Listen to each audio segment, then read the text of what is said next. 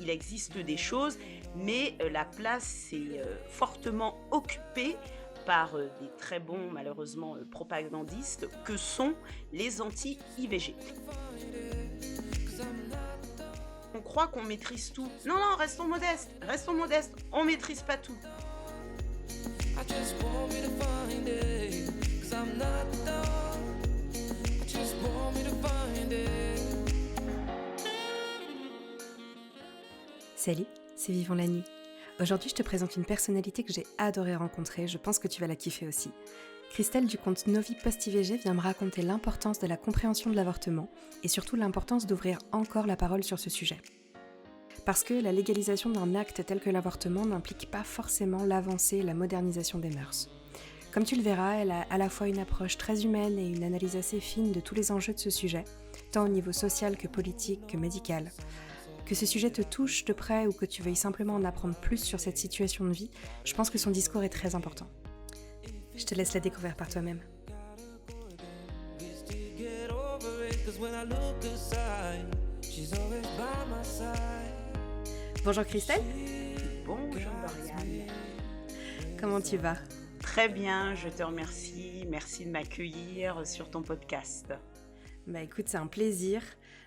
Pourquoi je t'accueille du coup ? Parce que je suis un petit peu venue te chercher en ayant trouvé ton compte qui s'appelle Novi Post-IVG, chaque mot séparé par un tiré du 8. On le remettra en description évidemment. Je suis venue te chercher parce que cette thématique-là m'intéresse, de près et de loin pour le coup, et ça me paraissait intéressant de donner un petit peu la parole à quelqu'un qui est finalement sur le terrain auprès des femmes qui vivent des interruptions volontaires de grossesse et qui le vivent plus ou moins bien. Qu'est-ce que la société en raconte ? Qu'est-ce que toi tu observes de ta fenêtre un petit peu ? Et qu'est-ce que ces femmes disent à plus ou moins grande échelle ? Qu'est-ce qu'elles partagent avec toi, etc. Peut-être que pour commencer, tu pourrais nous présenter ton compte Insta. Dans quelle mesure est-ce qu'il a été créé, avec quels objectifs, etc. Et qu'est-ce que tu en fais ? Alors, ce conte, je l'ai débuté en tout début d'année, donc tout début 2021. Comment s'est produit la création? C'est que je me suis remis en situation par rapport à mon propre IVG, enfin ma propre IVG qui a eu lieu en 2013, où je me suis rendu compte que je me suis retrouvée assez isolée, hormis le fait que moi je suis en psychothérapie depuis extrêmement longtemps, donc certes j'avais ma thérapeute, mais sinon, lorsque j'ai été amenée à avorter, comme plein de femmes que j'accompagne et puis dès qu'on leur parle, tu t'orientes, hormis la documentation qu'on va te donner en centre d'orthogénie ou à l'hôpital ou le médecin, ou la médecin ou la médecine, tu t'orientes comme beaucoup de choses, sur internet pour recueillir des témoignages, savoir comment ça se passe parce que bon, c'est quand même le grand silence et je me suis dit: «Mais, qu'existe-t-il, sur les réseaux sociaux?» Et sans surprise, bien évidemment, il existe des choses, mais la place est, fortement occupée par, des très bons, malheureusement, propagandistes que sont les anti-IVG. Et je me suis dit, en fait, ça ne me va pas qu'il n'y ait pas place pour, la parole de femmes qui sont confrontées à l'IVG, qui l'ont été comme moi. Et je me suis dit, je me suis lancé un petit défi. Je me suis dit: «Ben, voilà, pour 2021, Je je vais vais prendre la lancer place. voilà, je vais prendre la place», en me disant: «Bah, peut-être que ça va». Alors clairement, quand je l'ai lancé, j'étais un petit peu en mode: «Oh là là, tous les anti-IVG vont me tomber dessus». En fait, rien du tout. J'ai eu la l'immense surprise de me rendre compte que mon compte a trouvé un écho auprès de femmes qui, comme moi, avaient vécu, un ou des IVG et avaient besoin d'avoir un réceptacle, un endroit pour, venir avoir un écho sur ce qu'elles avaient vécu ou voir déposer aussi leurs paroles et leur vécu. Oui, totalement. Puis un côté un peu plus humain et un peu plus proche que ce qu'on peut lire sur un site internet, un Doctissimo ou autre, quoi. Exactement, exactement, exactement. Oui, merci de le souligner. Il y avait vraiment, cette dimension plus humaine, plus personnelle avec une personne, réelle qui te parle. En tout cas, un endroit où elles peuvent venir déposer vraiment leurs paroles, leurs ressentis et qui pour moi et j'espère, est déclenché par des phrases que je partage de mon vécu ou de ce que je vois, concernant, l'IVG et qui souvent, ben, voilà, que je veux des phrases un peu accrocheuses. Ouais, je comprends. D'ailleurs, est-ce que tu as une typologie de femmes qui se présente à toi en particulier? Est-ce que tu as des points communs entre elles? Alors, outre le fait qu'elles vivent une IVG ou elles en aient vécu une? Alors, il y a une typologie, enfin donc il y aura entre guillemets un premier groupe. Il y a un groupe qui est de femmes, qui vont être, confrontées très prochainement à une IVG. D'accord. Donc elles vont avorter, dans, quelques jours et elles ont besoin, de manière urgente d'avoir quelqu'un à qui parler, quelqu'un qui va leur dire: «Écoute, ça va bien se passer. Écoute, ton choix, il est légitime parce que c'est ton choix. Écoute, je comprends que tu sois au fond du trou», je reprends leurs expressions, «que tu sois en colère, que tu sois triste, que ton entourage ne t'entende pas ou que» et cetera. Donc il y a cette typologie, de femmes qui m'a surprise parce que moi, initialement, mon compte Novi Post IVG, c'est pour les femmes, entre guillemets, qui vivent, mal l'après IVG. Alors pas toutes, mais moi vraiment, mon compte, il s'adressait initialement à ces femmes-là. Donc j'ai été surprise, mais ravie que des femmes qui allaient être en situation, d'avorter prochainement, hein, souvent c'est la veille, le lendemain, voire le jour même quand c'est par le médicament, me contactent. Donc ça, c'est une première entre guillemets «catégorie». Il y a une autre catégorie, de femmes où effectivement, le temps il y a eu un peu de temps qui est passé, ça peut être quelques mois, voire des années et qui viennent vers moi en me disant: «Merci, parce que, vraiment je me retrouve dans tes propos, de ce que j'ai vécu, Mmh. et merci parce que ça fait du bien de se dire, que je n'étais pas folle». Parce qu'il y a beaucoup ça, je n'étais pas folle de ressentir, et cetera et cetera. Donc il y a cette typologie, ce deuxième groupe et puis il y a un troisième groupe qui sont, on va dire, des personnes, soutenantes qui, elles, n'ont pas mal vécu leur après IVG, mais qui pour, elles, le droit à l'IVG, c'est quelque chose d'important, qui respectent le fait que pour certaines, c'est difficile et qui me disent: «Écoute, moi, l'IVG, ça a pas été un problème, l'après IVG, ça a pas été un problème, mais je like, je soutiens parce que c'est important et parce qu'il y a des femmes pour qui c'est compliqué». Mais elles viennent aussi déposer leurs paroles pour dire: «On n'est pas aussi obligé de mal le vivre». Et c'est important qu'elles le disent parce que on a ce problème. On a les anti-IVG qui ont inventé ce truc qui s'appelle le SPA, le syndrome post-avortement, et qui te fait croire que si tu as vécu une IVG, forcément, tu vas déprimer, forcément, tu vas mal le vivre, forcément, ta vie est foutue. Et c'est bien que des femmes fassent entendre leurs paroles en disant: «Non, non, non, non, non, ce n'est pas systématique». Qui vise à légitimer le fait de ne pas le faire. Exactement, c'est leur technique en disant: «Oh, ne le fais pas parce que tu vas très mal le vivre». Mais comme je dis aux femmes qui me disent ça, je leur dis: «Mais tu sais, dans la vie, il y a plein de choses qui font qu'on va mal vivre des choses. Est-ce que c'est pour ça qu'on ne les fait pas? Enfin, c'est pas comme ça que se passe la vie. C'est pas parce que oui, quelque chose peut potentiellement te faire souffrir que tu ne vas pas le faire. Ce n'est pas un argument recevable et tu ne peux pas non plus préjuger ou présumer que forcément tu vas mal vivre les choses et mal vivre quelque chose, ça ne veut pas dire que tu n'es pas en droit de faire ce choix». Voilà, donc on va dire qu'il y a à minima ces 3 typologies. OK, et du coup, tu parlais, de la je crois, du coup, la troisième catégorie de femmes qui arrivaient en disant: «Bah, moi, j'ai vécu une IVG, je ne l'ai pas mal vécu. C'est quelque chose que j'ai bien vécu, mais je soutiens celles qui ont pu mal le vivre» et cetera. Ça me fait penser, du coup, à un de tes posts. Je voudrais bien qu'on se focus sur 3 posts en particulier de ton compte, dont, je rebondis, un post sur lequel tu as noté: «Mon avortement a été un non-événement, go back to life». Comment est-ce qu'il a été reçu, ce post? Alors ce post, c'est un de ceux qui a, le mieux marché, je dois être à plus de 150, enfin en tout cas likes ou engagements, qui a été une grande surprise parce que, comme je le dis, voilà, vraiment mon compte s'adresse aux femmes qui ont vécu une IVG et qui se rendent compte que l'après IVG est compliqué, qu'elles vivent mal leur après IVG. Donc ce post-là, pourquoi je l'ai mis? Parce que j'avais aussi des femmes, comme je le disais, qui me font savoir par message ou à qui je parle dans mon entourage et qui me disent: «Mais moi, mon avortement, ça a pas été un sujet». Et je me suis dit: «Christelle, c'est bien aussi que tu partages ça». Donc ce post-là, les paroles que je propose, elles peuvent être soit nourries de mon expérience, soit issues de mots que me partagent les femmes en message privé et je leur demande leur accord, bien évidemment, et après je communique de manière anonyme, soit voilà des vécus autre et ça, c'est vraiment un vécu autre qui n'était pas le mien, mais qui était un vécu par rapport à l'IVG et il a très bien marché parce qu'il y a Bettina du compte, Je ne veux pas d'enfant qui d'ailleurs a été, supprimé par Insta et je lui invite, chacune si elle, à faire entendre que cette suppression, ne devrait pas avoir lieu et donc à demander à Insta de le remettre.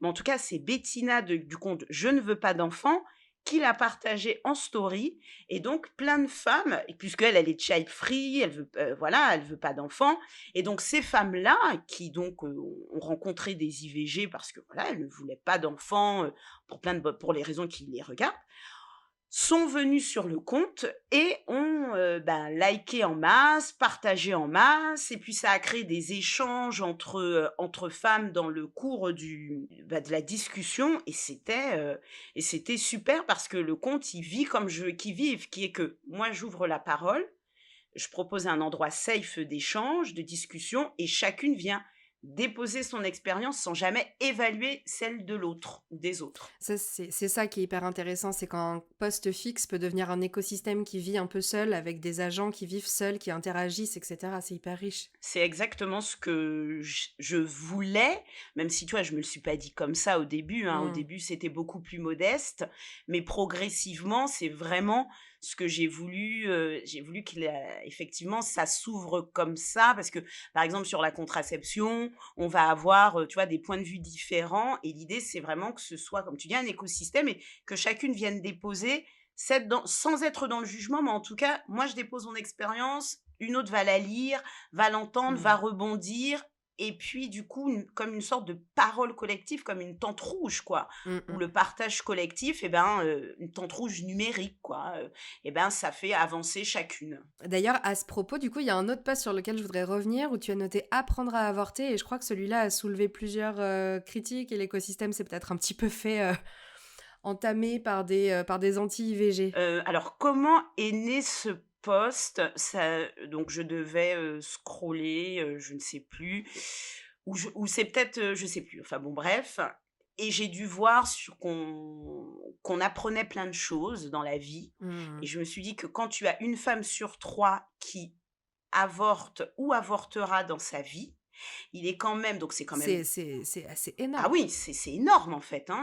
C'est pratiquement une femme sur 2, Ouais. donc on va te donner des chiffres, on va dire: «Oui, l'année dernière en France, en tout cas en 2019, de 2020, ça s'est élevé à 230 000 femmes». Donc je vois qu'on te sort ce chiffre, les anti-IVG, je vais dire: «Mais oui et so what?» Moi je préfère dire: «OK, il y a 230 000 femmes qui ont décidé de gérer, voilà, leur souhait de maternité ou pas, mais en tout cas, ça concerne une femme sur 3 qui avorte ou avortera au moins une fois, hein. On compte C'est pas le énorme. fait qu'elle puisse avorter, donc c'est beaucoup. Donc comme je dis souvent, je veux dire, tu prends 3 femmes dans ton entourage, ou ce que je fais souvent, tu prends 3 femmes dans la rue, potentiellement, il y en a au moins une qui a avorté ou qui va avorter. Comment se fait-il que pour un événement qui touche autant, une population, on soit si peu ou si mal accompagné? Ce qui est mon point de vue, ça on pourra en parler sur quand je dis si peu ou si mal accompagné, parce que, OK, médicalement c'est pris en charge, mais il y a quand même des aspects qui ne le sont pas. Et je me dis: «Mais finalement, l'avortement, on t'apprend pas à avorter, on t'apprend à accoucher, il y a la pneumonie, il y a ce que tu veux, mais on ne t'apprend pas à avorter». Et les femmes, qu'est-ce qu'elles viennent me dire, sur le compte ou en message privé, pardon, c'est: «Comment ça va se passer?» D'ailleurs, c'est quand tu vas sur internet, c'est pour ça. Tu veux savoir comment ça va se passer et qu'est-ce qu'elles ont comme réponse? C'est si c'est par médicament, la prise de médicaments, on dit: «Ne vous inquiétez pas». Donc déjà quand ça commence comme ça, c'est jamais bon. Ouais. On te dit: «Ne vous inquiétez pas, c'est comme des grosses règles». Et comme moi je dis souvent, alors je le dis pas dans mes posts parce que je veux pas influencer les femmes, chacun fait ce qu'elle veut, mais quand j'enregistre des vidéos souvent, je dis: «Écoutez, moi je vous explique pourquoi j'ai choisi l'aspiration», donc le fait d'être à l'hôpital et qu'on aspire, le contenu de l'utérus, et l'embryon. Moi j'ai choisi cette méthode-là parce que quand on m'a dit et quand j'ai lu: «Oui, c'est comme des grosses règles», comme mes règles à moi sont cataclysmiques, entre ça saigne beaucoup, j'ai l'impression que je vais trépasser, je me suis dit: «No way quoi, no way». Donc en fait, ce qui se passe, c'est que les femmes sont en recherche de savoir comment ça va se passer. Est-ce que je vais avoir mal? Tu vois? Comment ça va se passer? Quand tu accouches, on te donne 2-3 éléments. Quand tu avortes, on ne te donne rien. Et qu'est-ce qui se passe? L'humain, il est comme ça, le cerveau, il est comme Il y ça. a besoin de comprendre, Tu as besoin de comprendre, tu as besoin de repères. bien sûr. Si tu n'as pas de repères, qu'est-ce qui se passe? Tu as peur. Et les femmes, du coup, viennent me dire: «Oh, j'ai peur». Je leur dis: «Mais c'est normal que tu as peur. Quand on ne sait pas, on a peur. Quand on te tend pas la main», et donc ça va dire le médecin, la médecine, le personnel médical. Je leur dis pas qu'ils doivent te dire que ça va bien se passer, mais juste, on te tend la main pour vous dire: «Ne vous inquiétez pas, nous sommes là». Quand on ne te tend pas la main, quand tu ne sais pas comment ça va se passer, Mmh. tu es percluse de peur, d'angoisse, sachant que ces moments-là sont des moments extrêmement difficiles parce que, comme je dis souvent, avant de vivre un avortement, tu vis une grossesse. Ouais, totalement, bien sûr. Voilà, même si elle va être arrêtée, tu vis une grossesse et c'est pas rien. Tu ressens des choses. Ah oui, tu ressens, tu te projettes psychologiquement, quels parents j'aurais été, comment elle allait être mon enfant. Il y a plein de choses qui se jouent au niveau, tu vois, psychologique, Ouais. et ça, pour moi, ça fait partie d'apprendre à avorter, de te dire: «Écoutez, voilà, vous avez une grossesse que vous avez décidé d'arrêter, mais ne vous inquiétez pas, si vous vous projetez en vous disant: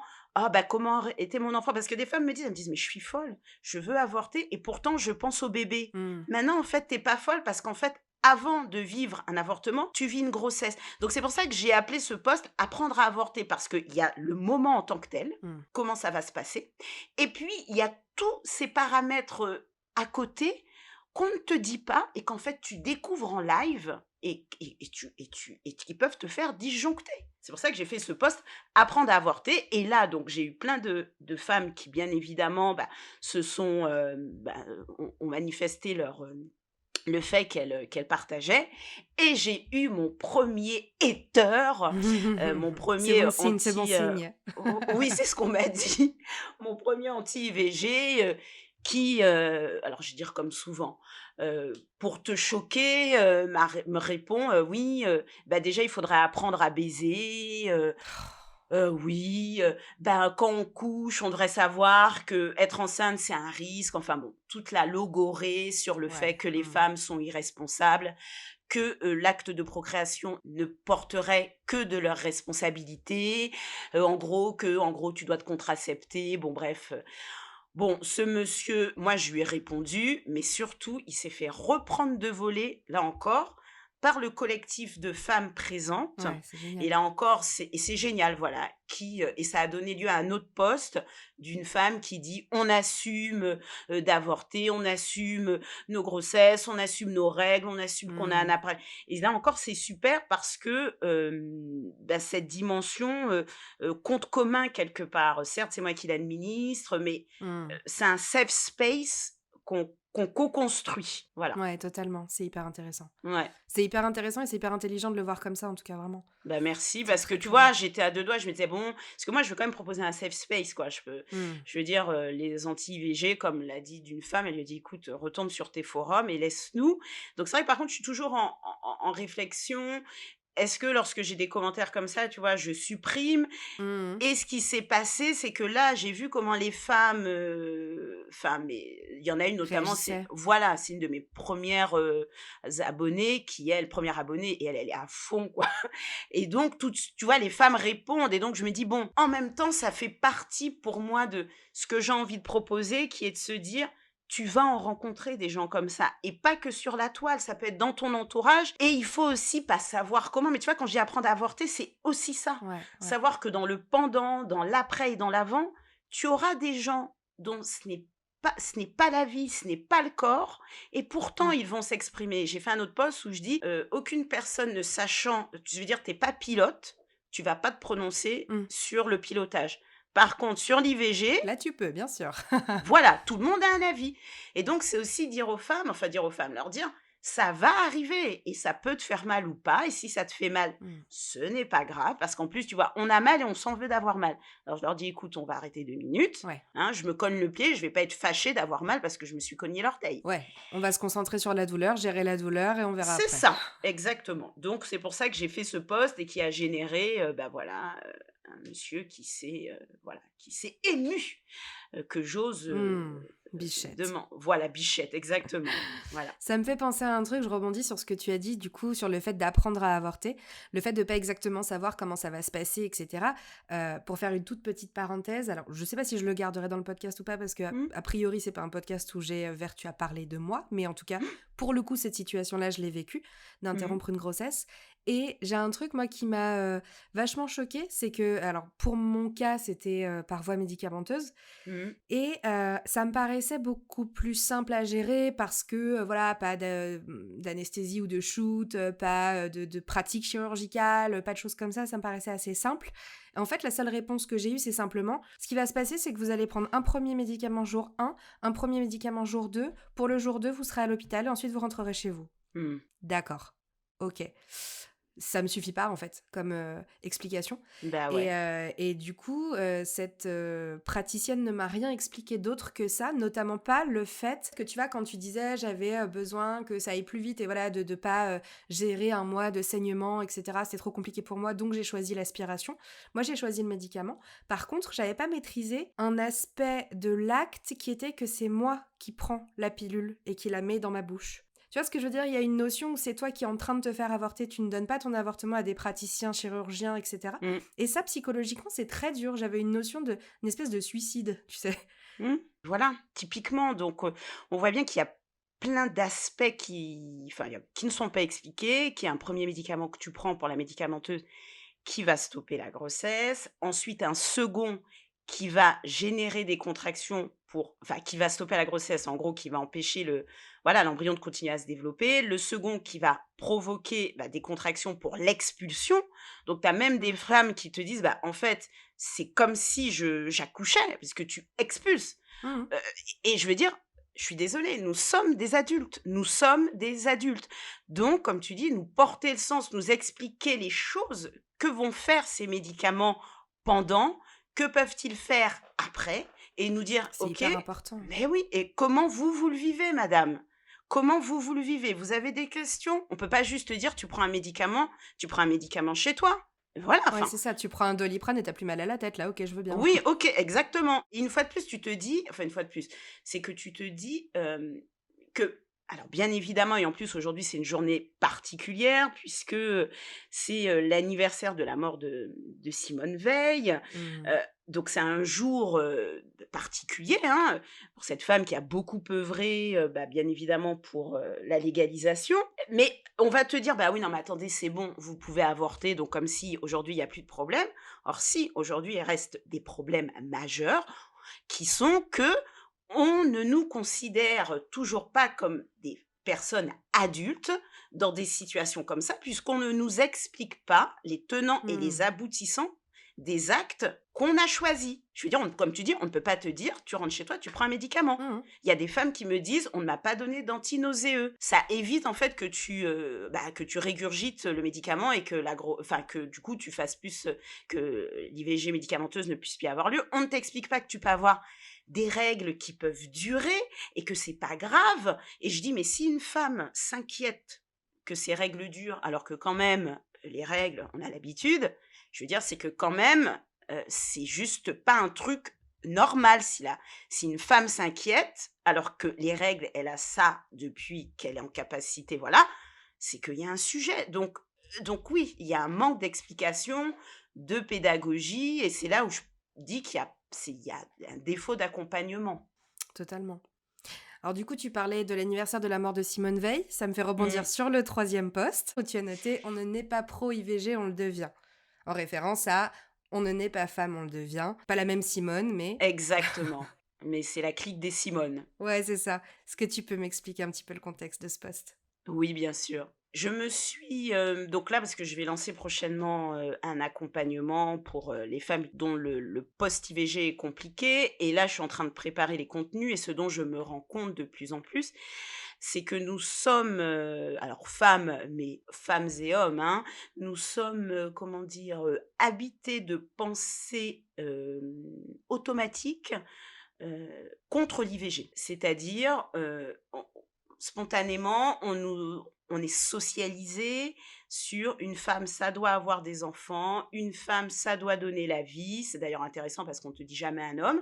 Une Ouais. femme, ça doit donner la vie. Une femme qui n'a pas d'enfant, c'est pas une femme. Enfin, voilà, ce sont quand même ces pensées-là dans lesquelles nous sommes socialisés. Mmh. Et quand tu pousses le truc, ça fait que, évidemment, quand un jour tu es confronté à décider d'avorter une fois ou plusieurs fois, tu luttes contre ces pensées qui sont chargées quelque part automatiquement Mmh, mmh, dans mmh. ton cerveau, parce que nous avons grandi avec ça. Tout comme on a grandi avec, alors peut-être moins maintenant, mais le rose c'est pour les filles c'est comme ça, les garçons c'est comme ça. Ces pensées, elles sont Mmh. chargées automatiquement. Ce sont des programmes qui tournent par défaut. Voilà. Et la difficulté, c'est que bah, le jour où tu veux les déprogrammer, déjà, il faut que tu te rendes compte que le programme, il tourne. Mmh.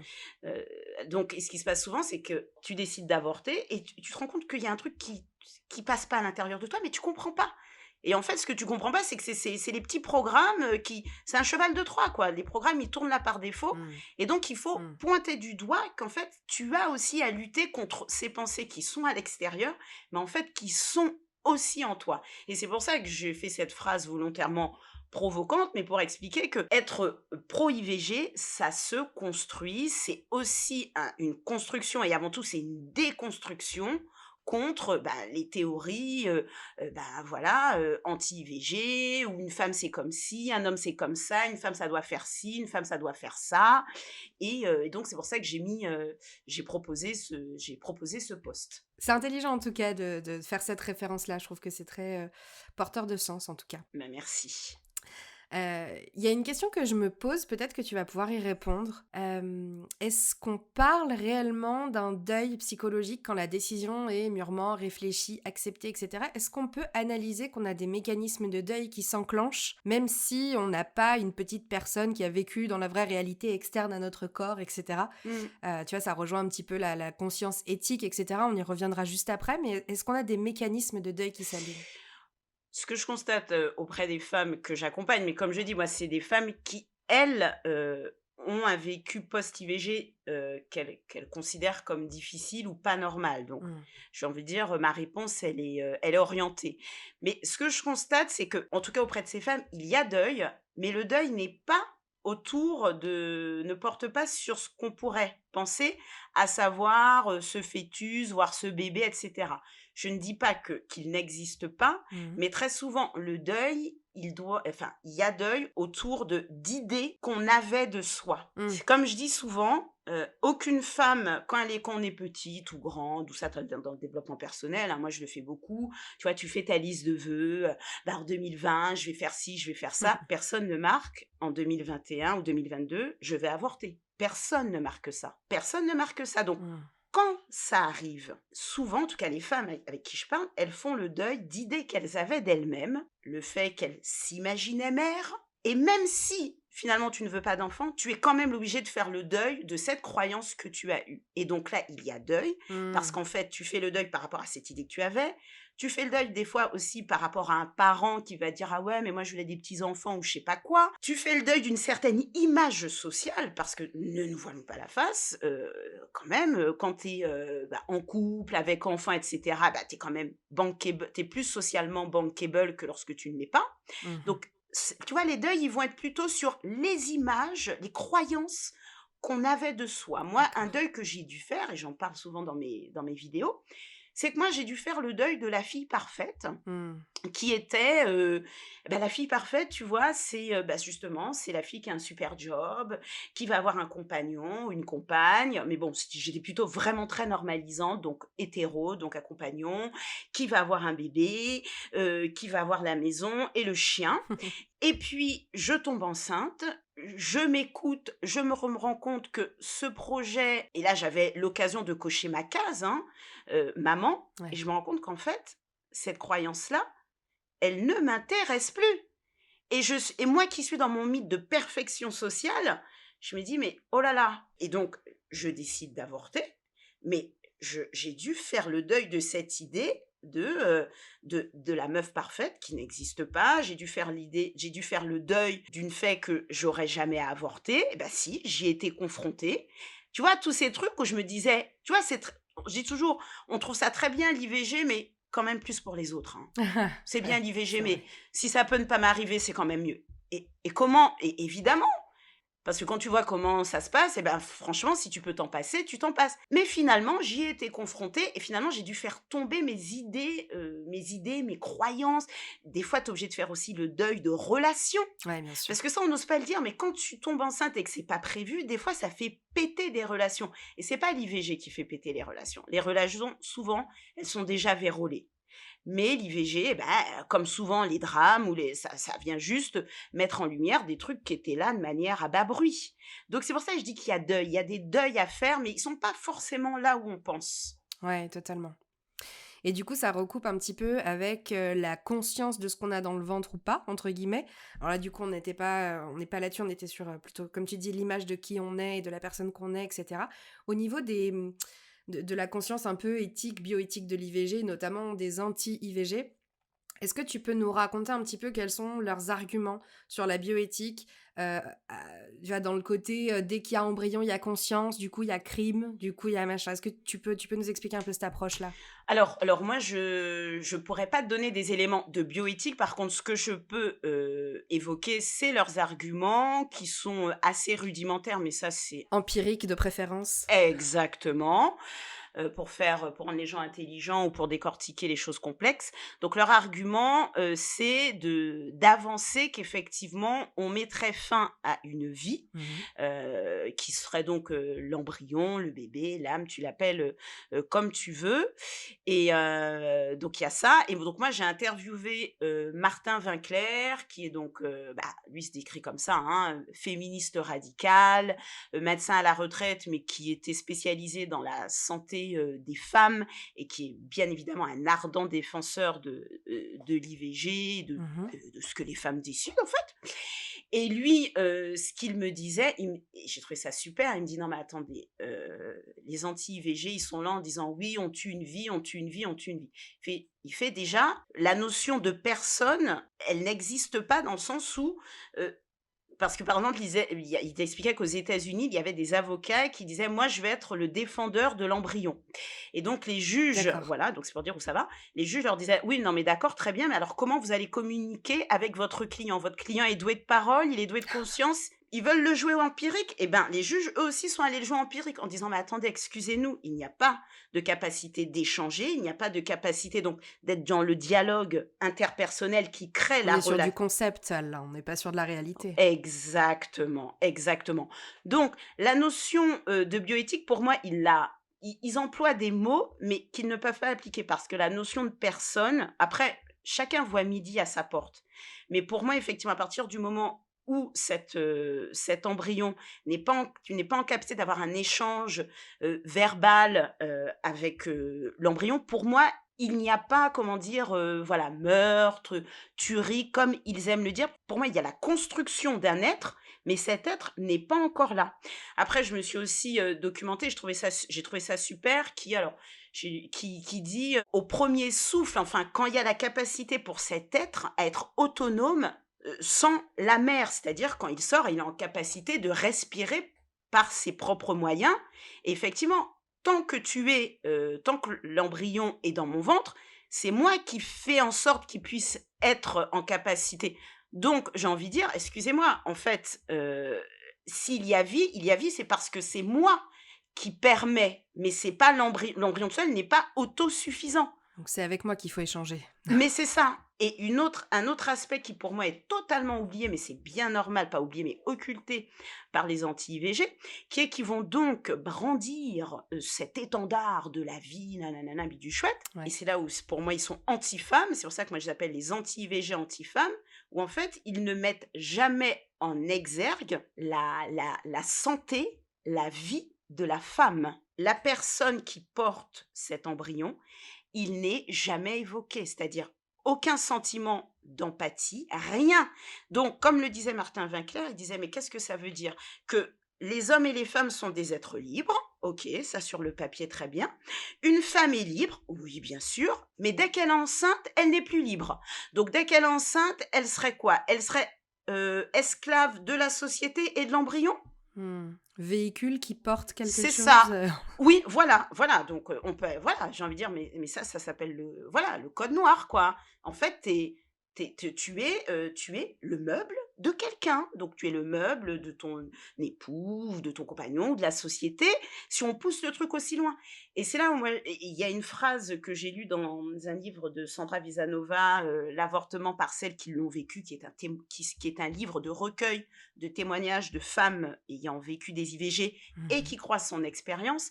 Et dans ce livre, elle finit par le témoignage d'une femme qui est militante, ben voilà, MLF, planning, etc.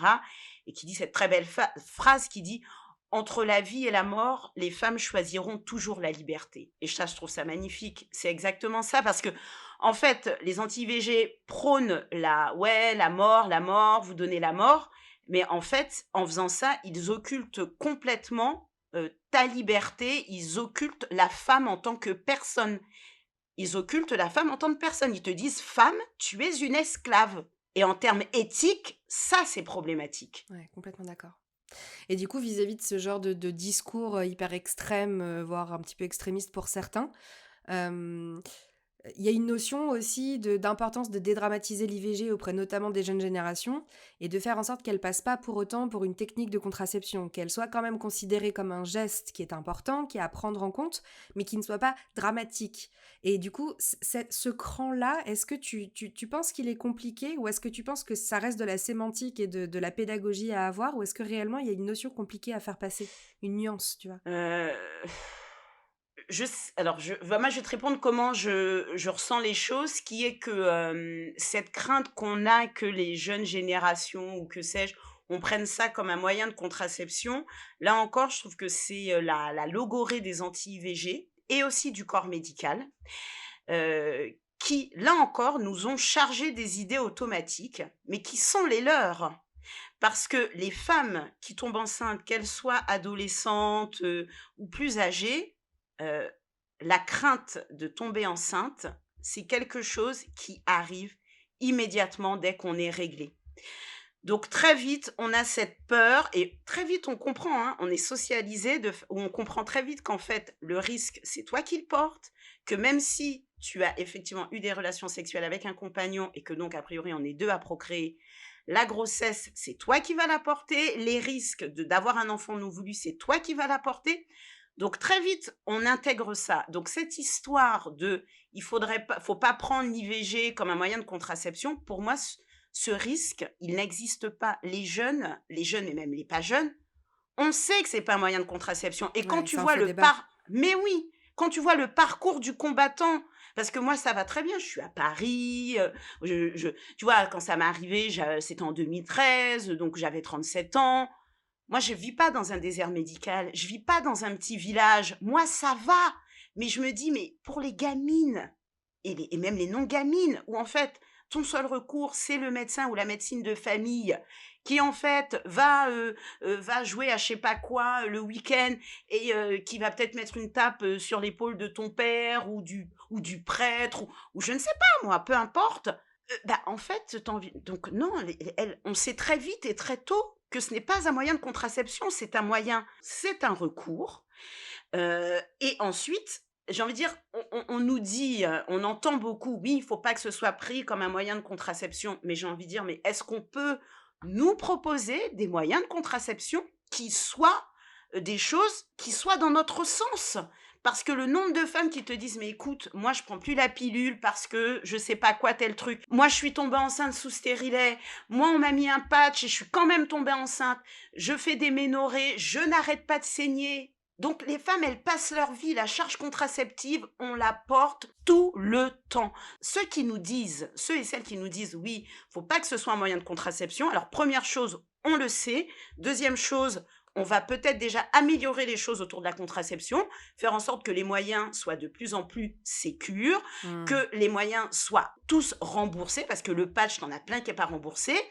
Qu'on nous dise que quand tu prennes certaines pilules, il y a des pilules qui n'endorment pas l'ovulation et que donc quand tu vas voir un médecin ou une médecine, une gynécologue dont c'est le job, qui te met sous pilule et que néanmoins tu tombes enceinte, qu'on vienne pas en plus nous dire à nous qu'on a mal agi. Et j'ai Mmh. envie, et ce que je dis aussi maintenant souvent, c'est que n'oublions pas que nous sommes des êtres humains. C'est ce que dit Martin Wacklair. Il fait, mais attendez, le corps humain, et j'ai aussi ça dans le sommet de la contraception organisé, j'oublie son nom, mais sur Internet, elle dit, et c'est vrai, le Mmh. corps humain, que ce soit celui des hommes, celui des femmes, est programmé, comme plein d'autres choses, en automatique pour la reproduction. Mode par défaut. Voilà.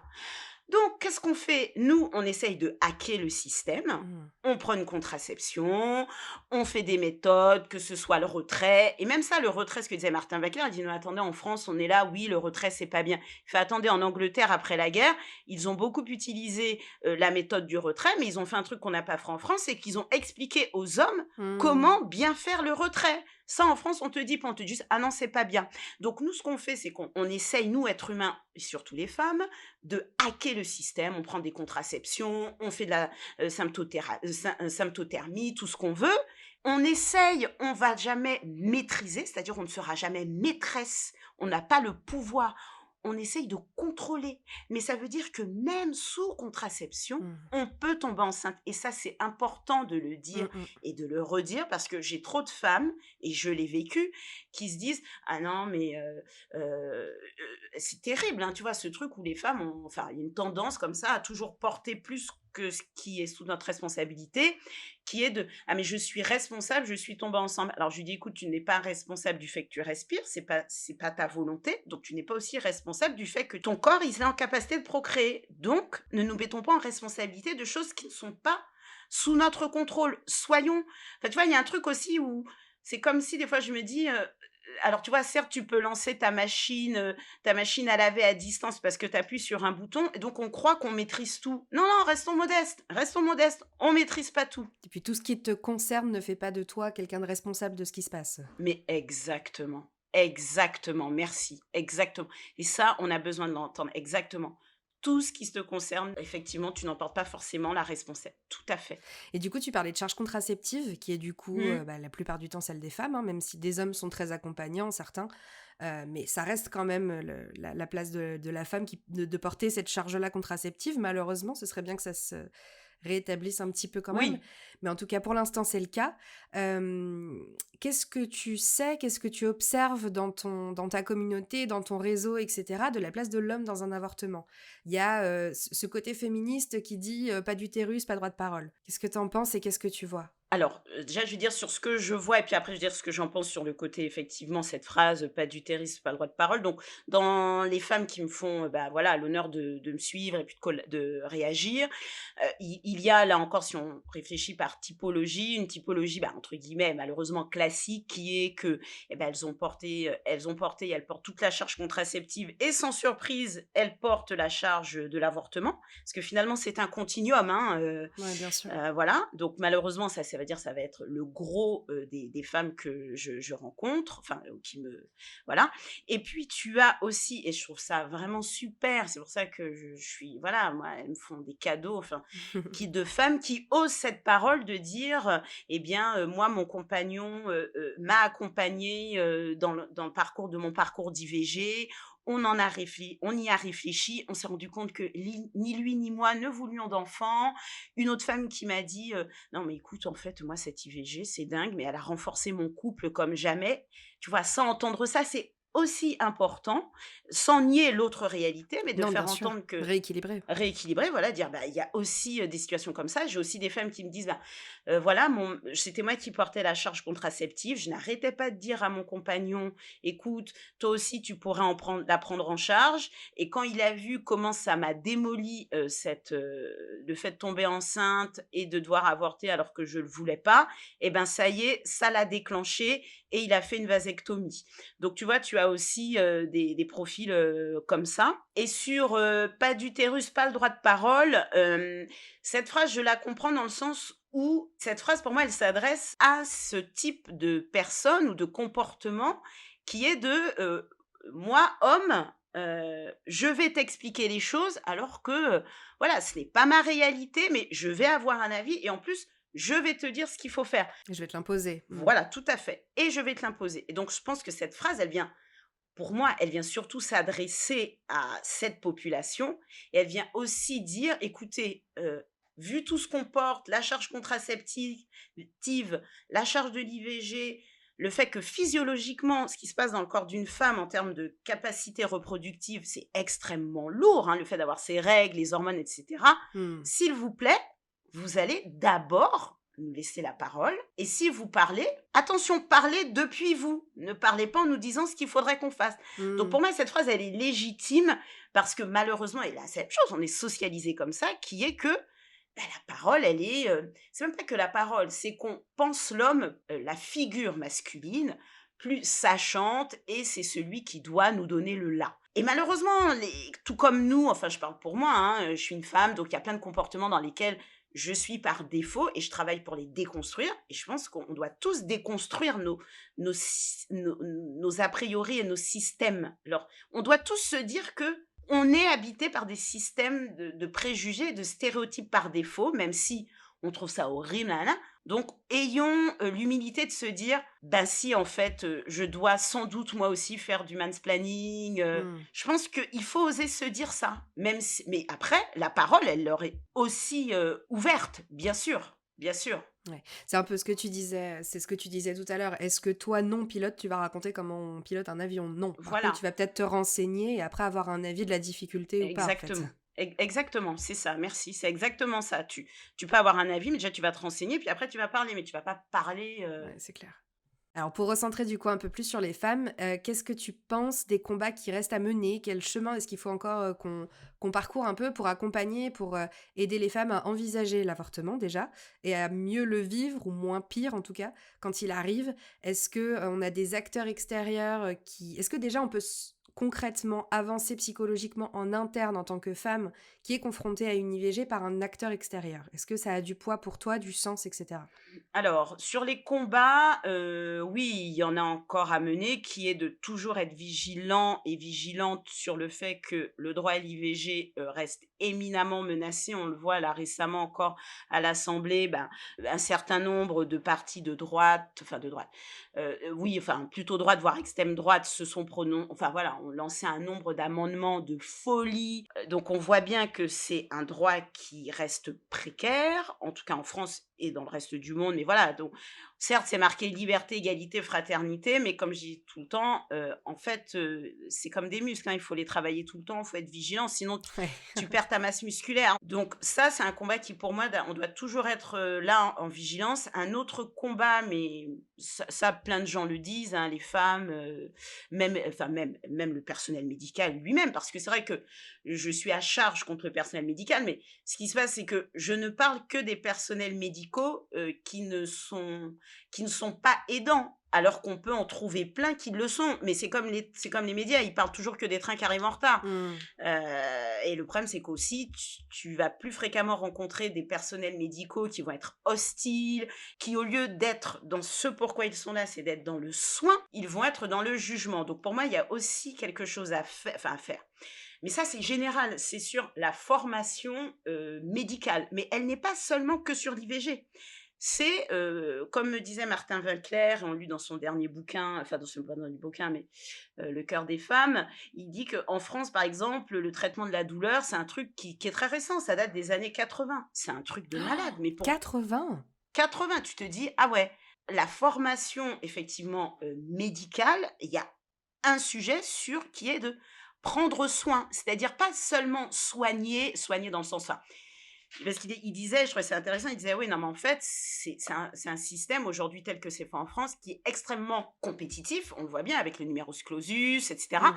et c'est toujours, en fait, celui qui va réussir, le traitement qui va résoudre ça, l'opération qui va réussir à enlever telle pathologie, et cetera. Il dit: «Non, mais c'est très bien». Il fait: «C'est très bien parce que derrière les mecs et les nanas, elles peuvent faire des communications dans les revues, être soutenues par les labos, et cetera». Mais il fait: «Mais la base normalement d'un soignant, c'est d'accompagner au quotidien la personne dans sa pathologie et faire en sorte qu'elle la vive du mieux possible, et notamment en soignant, en accompagnant, en expliquant, en évitant la douleur, etc.» Et il fait, et là-dessus, en France, il fait, même si ça change, mais la formation de base académique, elle le prend trop peu en compte. Mais il me dit, il y a plein de soignants et de personnels médicaux et de médecins et médecines qui le prennent en compte, mais de leurs propres faits, quoi. Ouais, c'est du bon sens et c'est pas du réflexe, compétence. Bah ouais, c'est ça, c'est ça. Et il dit: «Mais au bout d'un moment, tu n'es pas que dans l'acte». Il fait: «Tu es sur un corps». Ouais, bien sûr. Tu es tout comme il dit en termes donc je pense que ça, c'est aussi un combat qui est le choix. Tu dois, toi, être humain, être en capacité de choisir. Je l'ai vécu moi, j'ai fait donc une IVG par aspiration et je n'ai pas voulu faire une anesthésie, générale. Donc je me retrouve devant, l'anesthésiste et ça m'est venu comme ça, j'ai dit: «Je ferai une anesthésie locale» et là, l'anesthésiste, mais j'avais eu l'impression, d'insulter. Le corps médical et Ah ouais, ouais. comment? Donc évidemment, elle m'a dit: «Écoutez, vous auriez dû prendre une vraie contraception». J'ai envie de dire: «Voilà, déjà de quoi tu te mêles?» Et donc j'ai insisté, j'ai dit: «Non, non, mais de toute façon, ce sera une anesthésie locale, point». Enfin, j'ai tenu, j'avais les larmes aux yeux parce que bref. Et donc et là-dessus, mon choix, c'est-à-dire, est-ce qu'il y a un risque médical à ce que je fasse une anesthésie locale? Non. Est-ce qu'il y a un risque médical? Oui. Est-ce que je dois signer une attestation en disant que j'accepte de une attestation ou un truc, que j'accepte de est-ce qu'on peut me considérer comme un être, doué de capacités, intellectuelles, enfin en pleine possession de mes moyens et de choisir? Donc je pense qu'il y a aussi, des combats à mener là-dessus et qui sont en train d'être menés, hein, mais et qui concerne autant l'IVG que plein d'autres actes. Par exemple, la contraception, on le voit tout le temps. Je veux dire, c'est quoi cette histoire? Alors maintenant, de moins en moins, mais oui, les femmes qui n'ont pas eu d'enfants, on leur met pas de stérilet. Bah déjà, alors ça, ce n'est vrai qu'en France. Ce n'est vrai qu'en France, hein. Il y a plein d'autres pays, Canada, qui font pas du tout ça. Et est-ce qu'on peut me proposer le panel plutôt que de tout de suite me donner par défaut la pilule? Par exemple, post-IVG, ça aussi, ça c'est un truc qui pour moi fait partie encore de cette notion de donner le choix. Post-IVG, alors toi, tu es déjà dans ton truc, est-ce que je vais saigner? Je vais devoir retourner au boulot, j'ai un dossier, je suis en train de saigner, j'ai 4 serviettes, bidule chouette et on te dit: «Bon alors, et vous prenez quoi maint et qu'est-ce que vous allez prendre maintenant comme contraception?» Mais en fait, Oui et puis un combat à la fois peut-être? bah oui, tu te calmes et puis on n'est pas au restaurant, tu vois? J'ai l'impression que le mec, c'est comme si j'étais au grec, sauce corail, sauce blanche. Non, excuse-moi, comme tu dis, un combat à la fois. Là, déjà, je vais me remettre de mon IVG, je vais rentrer chez moi, je vais reprendre mes dossiers parce que les 3 quarts, c'est quand même des femmes, on te prescrit pas, hein, d'arrêt, hein. Alors tu en as peut-être pas besoin, mais si tu en as besoin, ça, c'est ce que dit un compte, qui est devenu ami, «Moi aussi j'ai avorté», où elle dit, «Je peux pas, j'ai IVG». Elle fait: «Le jour où on pourra dire ça, waouh, quoi». Mmh. Mais les 3 quarts du temps, tu ne fais pas ça. Tu retournes chez toi et je parle même pas pendant les confinements, les femmes qui ont dû avorter chez elles, tu as 3 gamins ou je sais pas quoi, tu fais quoi? Tu avortes dans la douche, tu dis aux enfants: «Non, excusez-moi là, non, non, pas là». Mais par contre, la première question qu'on te pose, c'est pas: «Est-ce que ça va? Ça va madame?» Non, c'est: «Qu'est-ce que vous allez prendre comme contraception?» Donc il y a aussi un travail là-dessus sur le choix, tu vois? Sur, donner le choix, expliquer, comme tu le disais tout à l'heure, expliquer. Expliquer, la base, expliquer. Donc voilà et ensuite, sur, attends, c'est la question que tu m'avais posée, Est-ce attends. qu'il est possible pour toi de bien vivre ou de moins pire vivre, de vivre moins de manière moins pire une IVG via des acteurs, extérieurs alors que c'est quelque chose qui est très personnel, interne et cetera? Alors je pense que définitivement, oui, parce que pour moi, c'est le même mécanisme, enfin le même principe que lorsque tu vas voir tu vois, un psychothérapeute ou des Mmh. choses comme ça. C'est pour des difficultés internes qui t'habitent. Mais pourquoi ça marche en se confiant enfin, en recourant à des personnes externes? C'est parce que c'est des gens, bah, qui se sont formés, qui sont des professionnels, de ces domaines, donc qui connaissent les fonctionnements, psychiques, mentaux, que l'on peut avoir et parce que nous sommes des êtres sociaux qui donc sont en capacité de comprendre, ce que tu vis Mmh.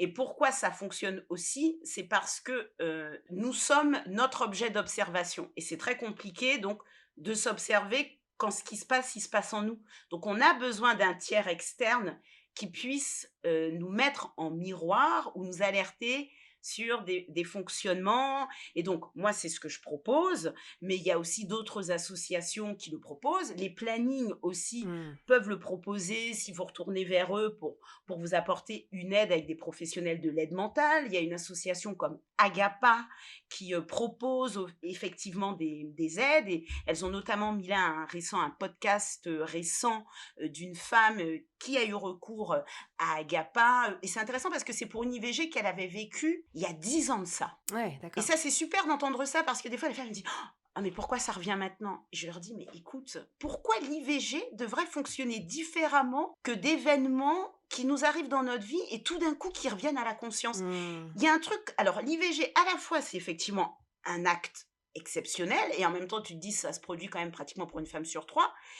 Mais en même temps, on imagine que c'est exceptionnel, comme si on pouvait, clac boum, on n'y pense plus. Bah Ouais, le traiter hyper facilement et ouais. ouais, ben je dis: «Mais non, mais ça peut revenir tout comme, bah, dans ta vie, je sais pas moi, il va se passer un truc, sur le coup, bah, ça a été Mmh. et puis après ça va revenir, mais c'est comme ça». Il y a, l'IVG, c'est pas c'est comme n'importe quel autre acte. Tu avais l'impression qu'il y avait pas de sujet, puis finalement tu reviens et tu dis: «Ah non, mais en fait, il y a tout ça qui s'est passé, mais c'est ça que ça voulait dire». On mûrit, donc on est en capacité de réaccueillir des événements du passé et d'en faire une autre lecture. Mmh. Ouais, totalement, totalement. Moralité, n'ayez pas honte, faites-vous accompagner C'est ça, par quelqu'un et c'est ou ça. par Christelle. Effectivement, et ou par moi, Voilà, puisque, oui, oui, je propose des accompagnements. ouais. Est-ce que tu veux nous en parler un petit peu, nous raconter comment tu Oui, fonctionnes? oui, tout à fait. Donc, ce que je propose, puisque moi je ne suis pas une professionnelle, de la santé mentale, donc ce que je propose, c'est des accompagnements qui se basent sur, un travail d'introspection, de réflexion, basé sur, bah, classiquement, hein, la maïeutique, enfin quand je dis classiquement parce que c'est ce qui fait, fortement avancer les choses, la maïeutique, c'est-à-dire par un système de Mmh. mise en question de ce que tu as vécu, parce que avec un protocole que j'ai, où chaque jour j'interroge la femme avec des questions qu'elle ne se pose pas. Parce que les seules questions qu'on se pose quand on a une après-DIVG compliquée, c'est: «Mais pourquoi? Mais pourquoi j'ai fait ça? Mais pourquoi j'ai pas répondu?» Donc en plus, c'est des questions auto-harcelantes et culpabilisantes. Donc moi, je propose des questions non prévues, inattendues, et c'est ces questions-là qui vont permettre au mental, au cerveau, on l'appelle comme on veut, de mettre en pause ces pensées automatiques pour aller chercher d'autres explications, d'autres points de vue. Donc je propose un accompagnement de cet ordre-là, qui peut se faire en face à face, en vrai, si c'est à Paris, mais là, dans le contexte, ça a été, beaucoup en visio. Ça s'accompagne aussi, de pratiques, bah, psychocorporelles comme le yoga, la respiration contrôlée.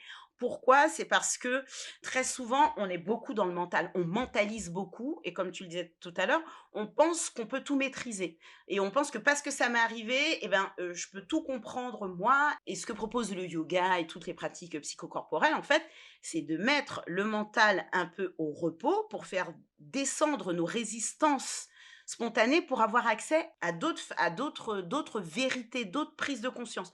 Donc moi, c'est ce que je mets beaucoup. Bouger le référentiel. Exactement. Je mets beaucoup ça, et aussi parce que ce qui se passe souvent après en post-IVG, c'est qu'il y a un oubli du corps. C'est que tu m'as trahi, Mmh. donc tu es là, mais on va juste c'est, tu vois, on est en coloc, mais on se calcule à peine, quoi. Ouais, on va pas interagir. Ouais, on va pas trop interagir, sauf que c'est compliqué de pas interagir avec ce que tu habites, qui est ton corps. Donc ces pratiques corporelles à base de yoga yin, de respiration ou autre, ça permet aussi, tu vois, de retrouver, de renouer un contact profond avec soi, tu vois, de retoucher son corps. Moi, je me souviens, tu vois, je me souviens que moi, par exemple, je me suis remise à la masturbation, mais très longtemps après. Tu vois, il y avait un truc où tu vois, je ne voulais plus être dans une sorte de sensualité Ouais, bien sûr. De conscience de ton corps et de où ouais. tu y es, mais d'une façon très industrielle, quoi, tu vois? Mmh. Bon, et donc voilà, mon accompagnement, il est à la fois un travail d'introspection, de réflexion sur la base de questions que je te demande voilà, auxquelles je te demande de répondre, qu'on débriefe ensemble, et aussi ce travail, on va dire, plus, psychocorporel, donc ça, je mène ça en individuel, Et là, à partir du 11 juillet jusqu'au 31 juillet, je propose le même type d'accompagnement, Mmh. mais en collectif, en groupe. Et pourquoi je fais ça? C'est parce que je me rends compte, nourrie du compte Instagram, que entendre d'autres histoires, eh ben, ça nous fait prendre du recul sur la nôtre et ça nous donne une meilleure compréhension de nos réactions. Et souvent, on fait beaucoup plus preuve de, comment dire, de bientraitance et de bienveillance avec quelqu'un d'autre. On va lui dire non mais attends, mais non attends tu pouvais pas savoir que ça allait se passer comme ci, etc. qu'avec soi-même. Donc ça c'est du 11 au 31 juillet que je propose ça. Et puis après ce que je propose, mais de manière très très anecdotique, c'est des femmes qui ont, tu vois, vraiment besoin de parler là tout de suite. Et donc, je propose quelques séances, mais très vite, je leur demande de s'orienter vers des professionnels comme psychothérapeutes parce que, voilà, moi, je ne veux pas me substituer à ça. Mmh. Super. Merci Christelle. Ben, merci à toi, merci à toi. Comment est-ce qu'on te contacte? Alors, alors c'est possible par le compte, donc comme tu l'as dit, Novi Post IVG, tout séparé par un tiret du 8. Sinon, j'ai un site internet par lequel on peut prendre contact avec moi qui s'appelle se choisir soi toutattaché.com. Donc et ça peut être, juste, voilà, il y a pas nécessité de prendre un accompagnement forcément, je fais ça tout le temps sur le site, sur, Insta. Mmh. Les femmes, elles ont besoin, comme j'ai, de déposer et je leur fais des réponses parce que des fois, c'est ce dont elles ont besoin juste à ce moment-là. Bien sûr. C'était hyper riche, c'était hyper intéressant, c'était hyper humain. Merci beaucoup. Écoute, mon nez bouché, ma voix enrouée et moi, on te remercie encore une fois. C'était parfait. Et ben, et moi aussi, je te remercie. I'm not done. I just want me to find it. 'Cause I'm not done. Alors, elle est super Christelle, non?